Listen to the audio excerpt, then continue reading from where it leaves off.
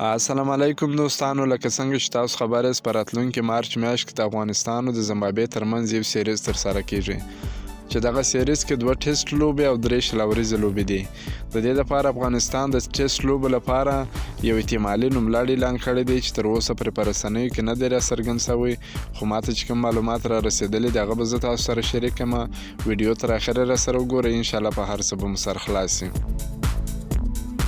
په دغه نوملړ کې ډیر ځوان لوبغاړو ته هم چانس ورکول شوی دی چې دا به د ځوان لوبغاړو دپاره د خوشحالۍ خبر وي، ځکه راتلونکي 2023 کال لپاره به د افغانستان لوبډله ډیره ځوانه سي. خو له بده مرغه به ووایم چې په دې نوملړ کې یو ځل بیا جاوید احمدي ته چانس ورکول شوی دی.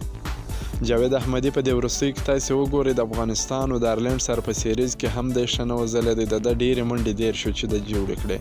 همداسې په ټي 10 لیګ کې هم د دغه حال و چې په ټي 10 لیګ کې بیټسمین هر بال ته د نو بال په سترګه ګوري، خو بیا هم دی ښه نه وځلی دی. همداسې کرکټ بورډ بیا وایي چې د په لیسټ A سیالیو کې ښه لوبې کړي دي، ښه ځلیدلی دی. نو په لیسټ A سیالیو کې خو هر ځوان لوبغاړی نوی لوبغاړی 200 منډې جوړوي چې کله یې نړیوال کرکټ ته راولي بیا هغه پریشر یې بیا هغه یوه منډه هم نسي جوړولی.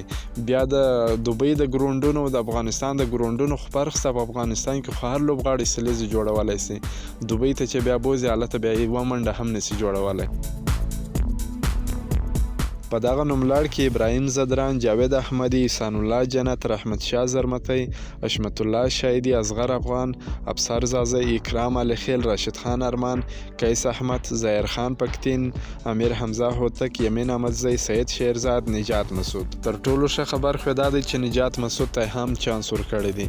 نجات مسعود ځوان لوبغاړی دی، فاسټ بالر دی، د افغانستان د ملي ټیم برخه جوړېدلی سي، ځکه چې په ملي ټیم کې تر اوسه چانس نه دی ورکول شوی. په دې هیله چې دی په دې سیالیو کې ښه وځلیږي او د افغانستان د ملي ټیم برخه جوړه سي.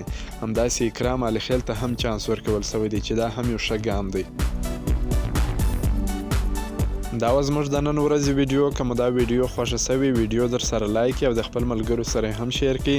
که په دې چینل کې نوي یاست افغان خوشحال یوټیوب چینل هم در سره سبسکرایب کړئ. تر بلې ویډیو پورې د الله په امان.